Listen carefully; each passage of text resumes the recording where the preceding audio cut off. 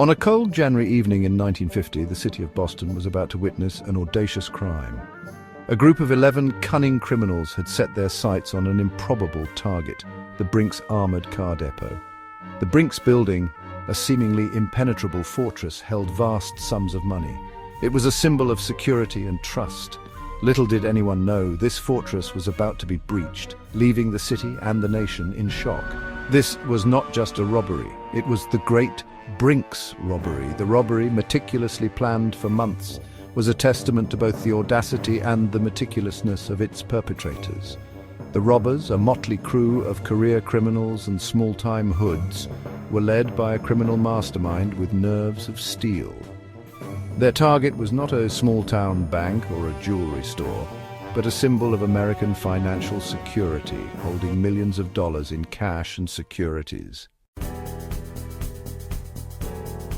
The mastermind behind this audacious plan was Tony Pino. Tony was a seasoned criminal with a reputation for cunning and ruthlessness. He had assembled a crew of 11 men, each chosen for their unique skills. This was no ragtag group of thugs. Pino had hand-picked specialists. They included safecrackers, getaway drivers, and even a master of disguises.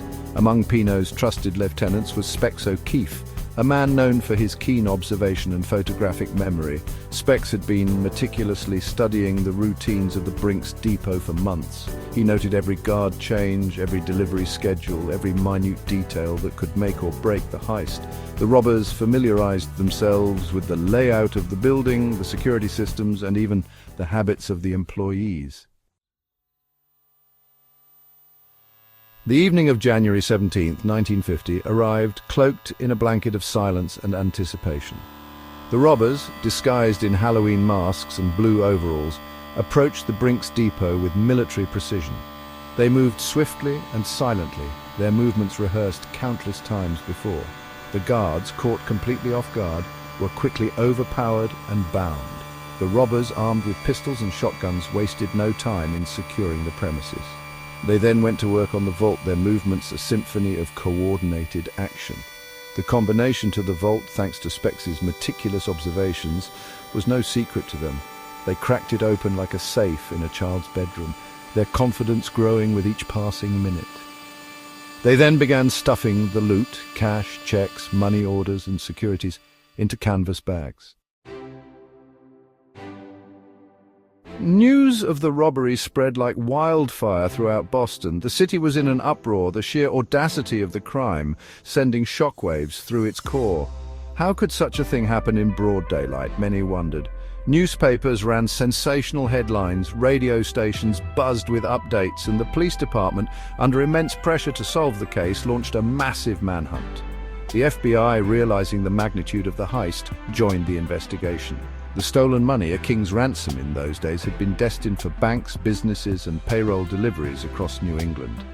The robbery crippled businesses, disrupted daily life, and shook public confidence in the country's financial institutions. The people of Boston, accustomed to the city's relatively low crime rate, were terrified.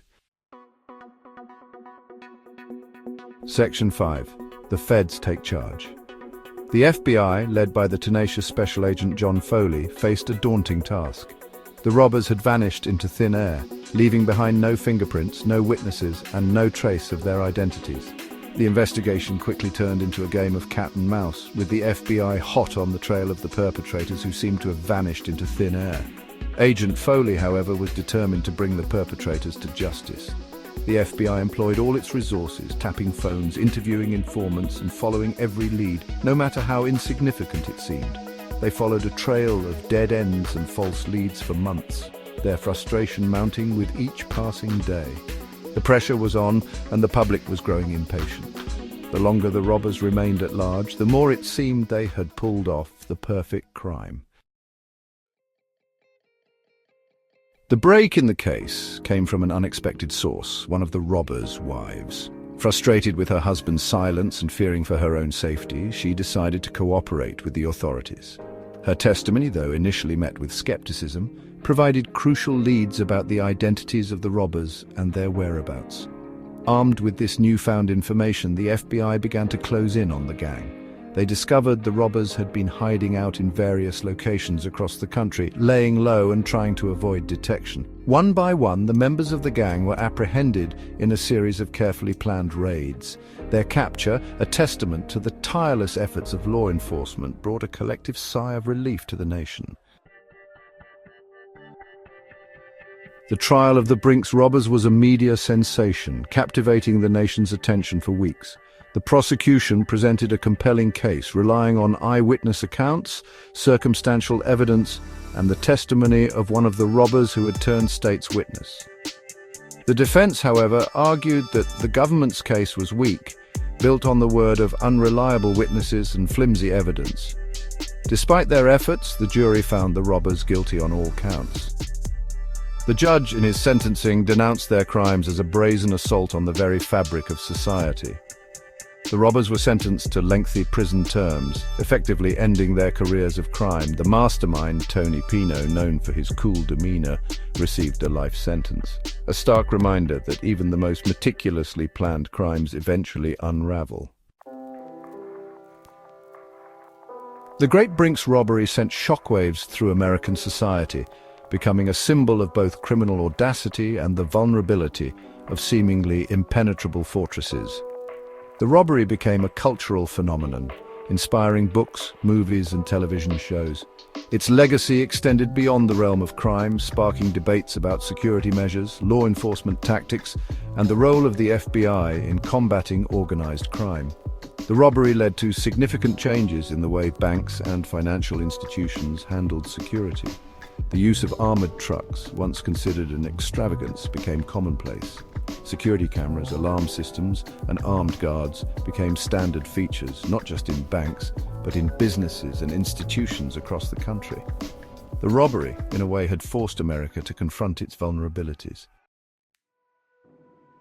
The Great Brink's robbery, a tale of audacity, betrayal, and the long arm of the law, continues to fascinate and intrigue. It serves as a reminder that no crime, no matter how meticulously planned, is beyond the reach of justice. The robbery, though a dark chapter in American history, led to positive changes, revolutionizing security measures and forever changing the way businesses and institutions protect their assets. The building that once housed the Brink's depot still stands in Boston, a silent witness to a bygone era. It's now a parking garage, its walls no longer echoing with the clatter of coins or the hurried footsteps of guards. But the legend of the Great Brink's robbery lives on, a cautionary tale whispered through generations, a reminder that even in the heart of a bustling city, beneath the veneer of normalcy, the seeds of audacious crimes can be sown.